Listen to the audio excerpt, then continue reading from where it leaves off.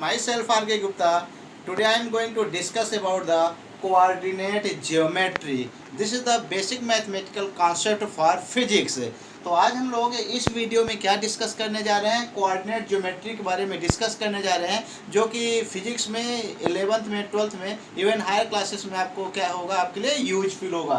तो coordinate geometry में हम देखते हैं किसी प्लेन के बारे में डिस्कस करते हैं। जिस प्रकार हमारे पास यहाँ एक बोर्ड है, तो यदि यह प्लेन है तो प्लेन में हम देखेंगे 2 एक्सिस हम ड्रॉ करें। दिस इज द जो हॉरिजॉन्टल है, this is called X axis, इसे हम क्या कहेंगे, this is the X axis and this one is the जो वर्टिकल है, this is called Y axis. तो एक्स एक्सिस में ये जो डायरेक्शन होगी, this is taken as positive and this is the negative X X dash, ये क्या हो जाएगा, positive and negative. This the Y axis Y dash, this is taken as positive and this one is the taken as negative. जहाँ दोनों X axis और Y axis intersect कर रहे हैं, दिस पॉइंट यहाँ पर एक्स और जो वाई दोनों की वैल्यू होती है, this point is taken as O, और यहाँ पर एक्स और वाई दोनों की वैल्यू क्या होती है, 0 होती है। इसे हम कहते हैं ओरिजिन। क्या कहते हैं, ओरिजिन। तो ओरिजिन में एक्स की वैल्यू और वाई की वैल्यू क्या रहेगी, 0 रहेगी। तो किसी प्लेन में हमारे पास 2 वेरिएबल होंगे, हम यहाँ पर एक्स वाई एक्सिस ले रहे हैं, तो हमारे पास एक पहली वैल्यू क्या होगी, एक्स की होगी। पहली वैल्यू किसकी होगी, एक्स की होगी, और दूसरी वैल्यू किसकी होगी, पाई की होगी। लेट अस कंसीडर कोई एक पॉइंट पी है, तो किसी भी प्लेन में क्या होंगे, जब एक्स एक्सिस और वाई एक्सिस इंटरसेक्ट करेंगे, तो यहाँ पर this is the first quadrant, यहाँ ये क्या बनेगा, फर्स्ट क्वाड्रेंट बनेगा। This one is the second quadrant, this one is the third quadrant and this one is the fourth quadrant. कितने क्वाड्रेंट बनेंगे, first, second, third and fourth. पहला जो x और y दोनों जो फर्स्ट क्वाड्रेंट में होता है, x और y बोथ आर पॉजिटिव, जो इनके सिंबल होते हैं दोनों क्या होते हैं, हमारे पॉजिटिव होते हैं। जब हम सेकंड क्वाड्रेंट में जाते हैं तो पहली वैल्यू क्या होती है, x होती है, तो x क्या होता है, निगेटिव होती है, जबकि y की वैल्यू क्या होती है, हमारे पॉजिटिव होती है। तो सेकंड क्वाड्रेंट में निगेटिव और पॉजिटिव है। एंड थर्ड वन हम देखें, बोथ आर निगेटिव, x और y यदि दोनों निगेटिव है तो किस में आएंगे, या थर्ड क्वाड्रेंट में आएंगे। और यदि फर्स्ट पॉजिटिव और सेकंड निगेटिव है तो यह किस में आ जाएगा, फोर्थ क्वाड्रेंट में आएगा। ध्यान रखना है कि जो पहली वैल्यू है वह किसको इंडिकेट करती है, x को इंडिकेट करती है, और सेकंड वैल्यू किसको इंडिकेट करते हैं, y को इंडिकेट करते हैं। अब हम एक एग्जांपल देखें, हमारे पास क्या है, 2 3 है, -1 और -4 है, 3 -2 है, और यहीं पर हम देखें क्या है, -4 और 2 है। अब ये किस क्वाड्रेंट में आएगा, इसको देखना है। तो क्वाड्रेंट देखने के लिए सिंपल से ये जो वैल्यूज है, मान लेते हैं this is the point A, this is the point B, this is the point C and this is the point D. ये जो पॉइंट है किस क्वाड्रेंट में आएंगे, इसको हम सिंबल से देखेंगे। ए किस क्वाड्रेंट में आएगा, 2 और 3 बोथ एक्स और वाई दोनों की वैल्यू क्या पॉजिटिव है, तो पॉजिटिव फर्स्ट, तो ए किस में आएगा, ए पॉइंट कहाँ आ जाएगा, फर्स्ट क्वाड्रेंट में आएगा। सेकंड है, एक एक्स की भी वैल्यू नेगेटिव है और वाई की भी वैल्यू नेगेटिव है, तो बी कहाँ पर जाएगा, ये हमारा जाएगा थर्ड क्वाड्रेंट, क्योंकि दोनों की वैल्यू क्या है, नेगेटिव है। सी कहाँ पर जाएगा, पहला वैल्यू पॉजिटिव है, दूसरी वैल्यू क्या है, नेगेटिव, पॉजिटिव नेगेटिव, तो सी पॉइंट कहाँ पर लाई करेगा, वह फोर्थ क्वाड्रेंट में करेगा। And first negative and second positive, तो जो डी होगा वह किस में लाई करेगा, सेकंड क्वाड्रेंट में लाई करेगा। तो कोई पॉइंट कहाँ पर लाई कर रहा है, हम उसके क्या देखेंगे, सिंपल से उसके साइन देखेंगे, और साइन देखने के बाद हम बताएंगे कि कोई पॉइंट कहाँ पर किस क्वाड्रेंट में आएगा। यहाँ जो एक्स एक्सिस है, this is the X axis, X axis में कंप्लीट एक्स एक्सिस में the value of Y become 0, Y की वैल्यू क्या होगी, 0 होगी। हमारा जो एक्स एक्सिस है कहीं पर भी है तो वाई की वैल्यू क्या होगी, 0 होगी। इसी प्रकार this is the Y axis, हमारे पास ये क्या है, वाई एक्सिस है, तो वाई एक्सिस में कहीं भी देखें तो एक्स की वैल्यू क्या हो जाएगी, 0 होगी। तो यदि कोई पॉइंट हम कहें हमारे पास 0 2 है, तो 0 2 कहाँ पर आएगा, तो एक्स की वैल्यू 0 है, तो एक्स की वैल्यू हमारी कहाँ पर 0 है, वाई एक्सिस, ये कहाँ पॉइंट आएगा, वाई एक्सिस में, और 2 की वैल्यू पॉजिटिव है, तो कहाँ पर किसी पॉइंट इस पर आएगा, यह 0 2 होगा। यहाँ पर एक्स की वैल्यू 0 है और वाई की वैल्यू क्या है, हमारी 2 है। यदि इसी प्रकार हम क्या कहें, -3 एंड 0 कहें, -3 0, तो यहाँ पर y की वैल्यू क्या है, हमारी 0 है, और निगेटिव, तो यहाँ पॉइंट कहाँ आएगा, -3 0, यहाँ पर y की वैल्यू क्या हो जाएगी, 0 हो जाएगी, और ये निगेटिव डायरेक्शन में, किस डायरेक्शन में, निगेटिव डायरेक्शन में x की वैल्यू क्या हो जाएगी, -3 होगी। Distance between 2 point, distance between two points. Plane में कोई 2 पॉइंट्स ए और बी हैं। This is the point A and this is the point B, this is the point A and this is the point B. x1 y1 this is the coordinate of point A and x2 y2 this is the coordinate of point B. What is the distance between A and B?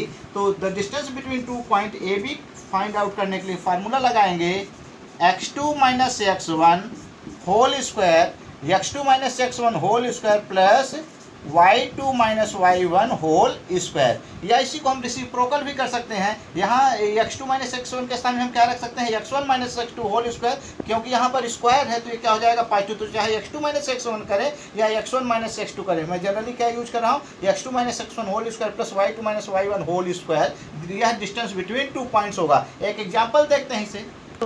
हमारे पास point A के coordinate है 4 6 and point B के coordinate है 9 and 8। This is the x1 y1 and this is the x2 y2। तो हमको क्या करना है, फाइंड आउट करना है ए बी। तो A B can be written as x2 minus x1 mean 9 minus 4, this is the x1 and this is the x2, तो x2 minus x1 whole square plus y2 minus y2 mean 8 minus 6 whole square.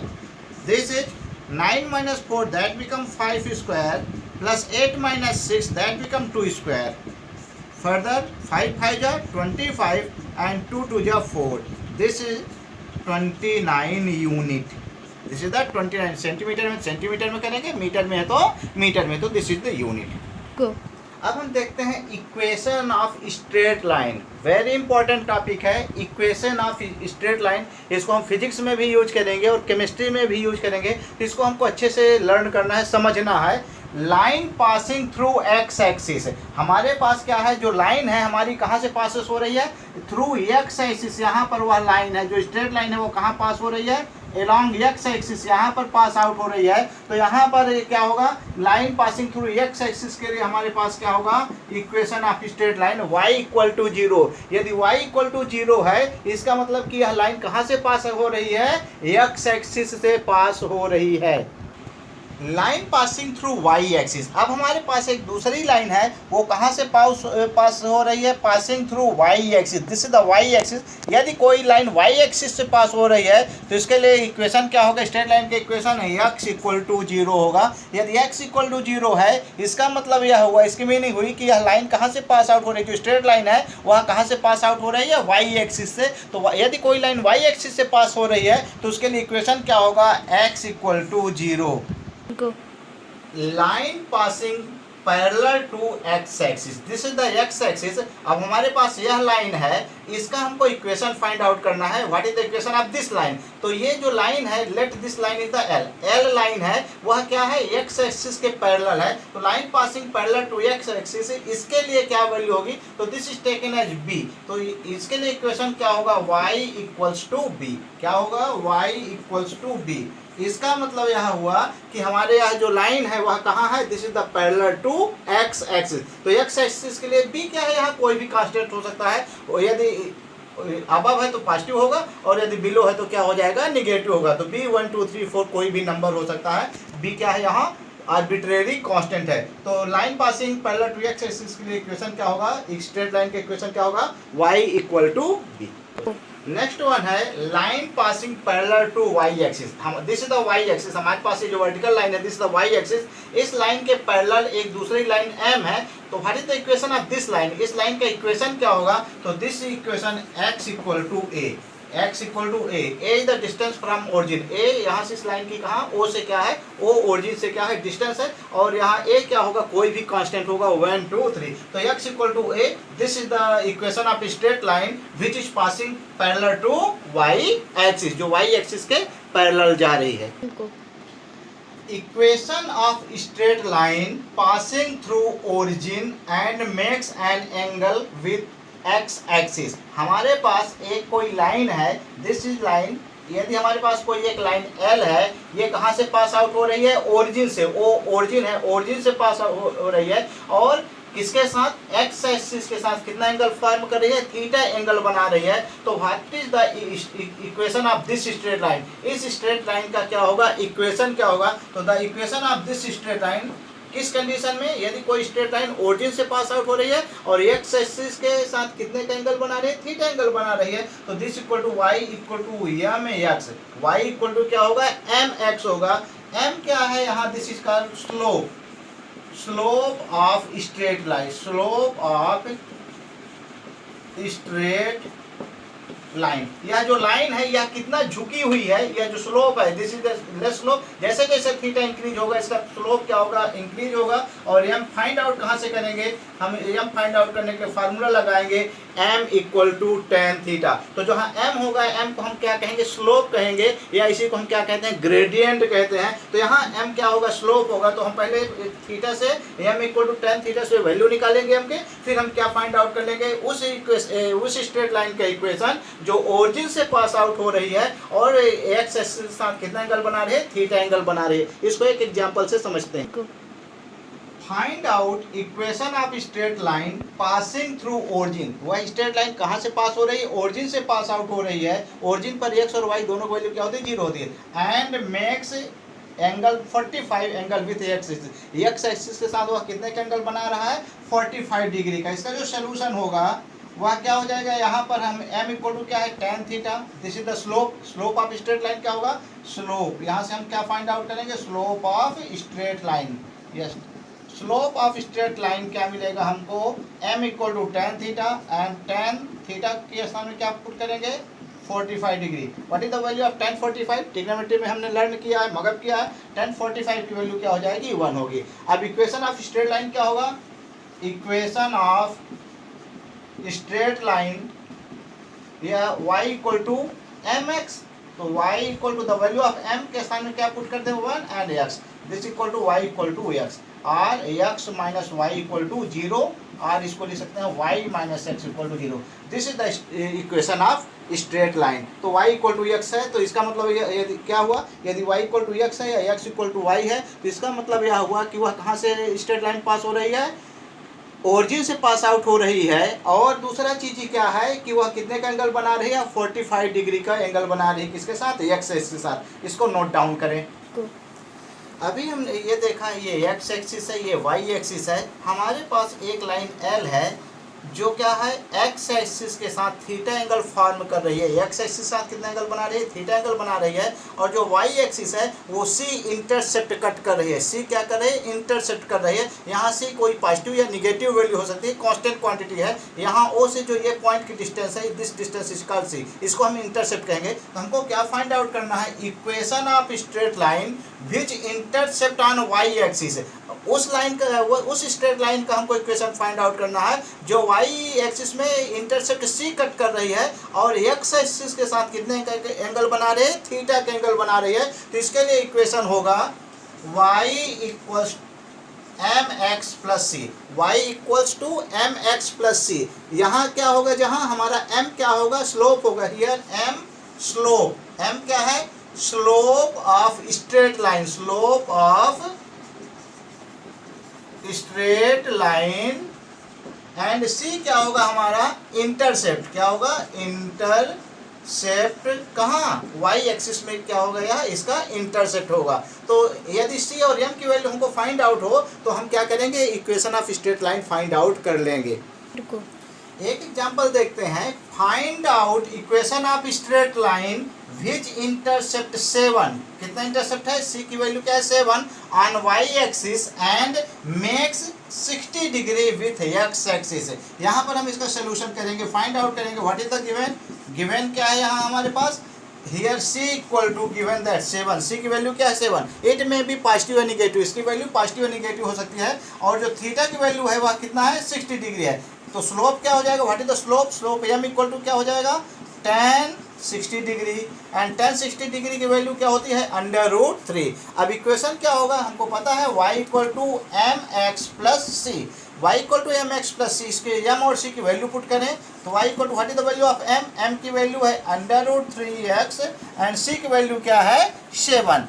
y equal to √3x plus 7। This is the equation of straight line उस straight line की equation है जो Y axis के साथ कितना intercept करता है, 7 intercept कर रहा है, और एक्स एक्सिस के साथ कितने का एंगल बना रहा है, 60 डिग्री का एंगल बना रहा है। इसको फर्दर हम और सॉल्व कर सकते हैं। This can be written √3x minus y equal to -7। इसको इस प्रकार भी सॉल्व किया जा सकता है।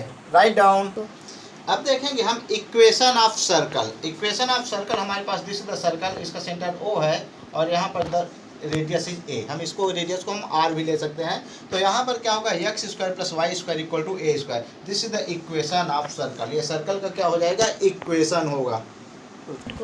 अब देखेंगे इक्वेशन ऑफ पैराबोला। इसको फिजिक्स में हम यूज करेंगे कि जो पाथ होता है, प्रोजेक्टाइल का जो पाथ होता है वह पैराबोलिक होता है। तो पैराबोला हमको क्लियर होना चाहिए। This is the part of conic section. हमको इसको डिटेल में नहीं देखना है, सिंपल हम देखेंगे कि यहाँ this one is the parabola. ये क्या है, हमारा पैराबोला है। पैराबोला, जो पैराबोला होता है वह एक्स एक्सिस के क्या होता है, सिमेट्रिकल होता है। तो इसके लिए जो इक्वेशन होगा वह क्या होगा, y² इक्वल टू 4ax।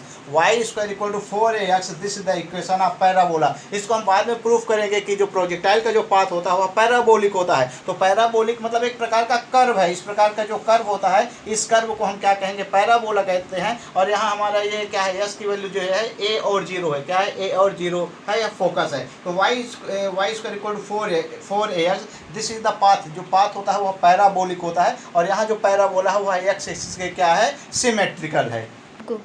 ये इक्वेशन ऑफ इलिप्स, यह इलिप्स कहाँ आएगा, जब हम फिजिक्स में केपलर्स लॉ पढ़ेंगे तो वहाँ हम डिस्कस करेंगे कि जितने भी प्लैनेट्स हैं वो इलिप्टिकल पाथ में क्या करते हैं, ट्रेवल करते हैं। तो ये जो इलिप्स है, इलिप्स यदि हम एक देखें, सीधे अंडा देखें और अंडे के ऊपर हम क्या लगाएं, अंडा क्या है, 3D है, तो हम अंडे के ऊपर एक क्या लगाएं, थ्रेड लगाएं, तो यह जो शेप मिलेगा, वह जो शेप होगा वह किसका होगा, इलिप्स का होगा। इलिप्स में जो फोकस होते हैं 2 होते हैं, S1 और S2, ये क्या होते हैं, 2 फोकस होते हैं। और ये यहाँ से इसका जो हाफ होता है वो इसे क्या कहते हैं, सेमी मेजर एक्सिस होता है A, और ये सेमी माइनर एक्सिस क्या होता है, B होता है। तो what is the equation of ellipse, ellipse का जो इक्वेशन होगा x² upon a² plus y² upon b² that equal to 1। यह इलिप्स का क्या है, इक्वेशन है। A क्या है, यहाँ सेमी मेजर एक्सिस है, और B क्या है, सेमी माइनर एक्सिस है।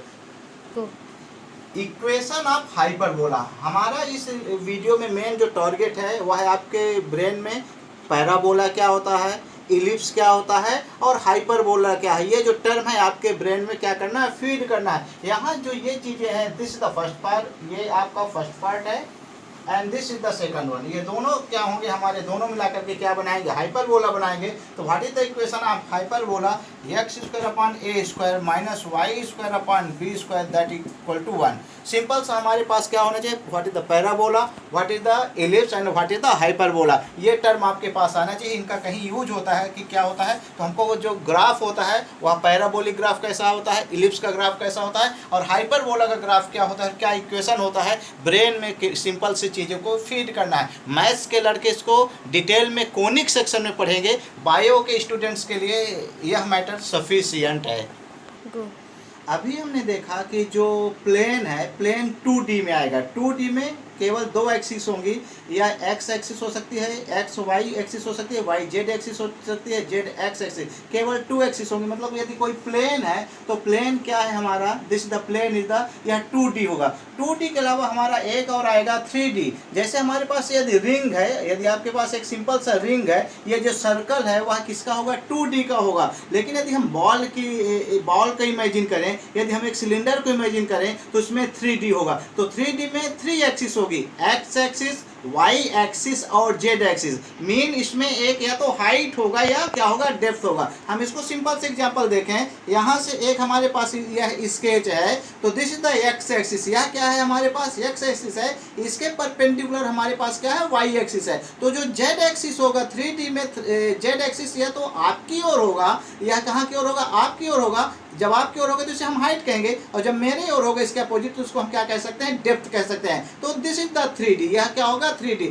तो 3D में हमारे पास क्या आ जाएगा, x y और z। 3 एक्सिस आएगा। मीन जिसमें हमारे पास डेप्थ हो या हाइट हो तो उसको हम कहाँ लेंगे, 3D में लेंगे, और 3D में हमारे पास 3 एक्सिस होगी। फिजिक्स में इसका कहीं कहीं हमको यूज करना है। तो यदि बॉल है, सिलेंडर है, क्यूबॉइड है, क्यूब है, यह सभी जो स्ट्रक्चर होंगे वह क्या होंगे, 3D स्ट्रक्चर होंगे। कौन है वह क्या होगा, हमारा जो हाउस है, दिस इज द 3D। हम देखें नेचर में क्या है 3D, लेकिन प्लेन में हम 3D स्ट्रक्चर को बनाने में हमको प्रॉब्लम होती है। हम 3D स्ट्रक्चर को केवल कहाँ इंडिकेट कर सकते हैं, स्पेस में इंडिकेट कर सकते हैं। तो जो ज्योमेट्री है, सिंपल सा जो ज्योमेट्री है, बेसिक ज्योमेट्री, जो हमारे फिजिक्स और केमिस्ट्री दोनों के लिए इंपॉर्टेंट है, हमने इस वीडियो में डिस्कस किया। आशा ही नहीं पूर्ण विश्वास है कि यह वीडियो आपको पसंद आया होगा। यदि यह वीडियो आपके लिए यूजफुल है तो आप इसे अपने दोस्तों के बीच शेयर कीजिए, वीडियो को लाइक कीजिए और मेरे चैनल को सब्सक्राइब कीजिए ताकि आने वाले नए नए वीडियोज आप तक पहुंचते रहें। Thank you.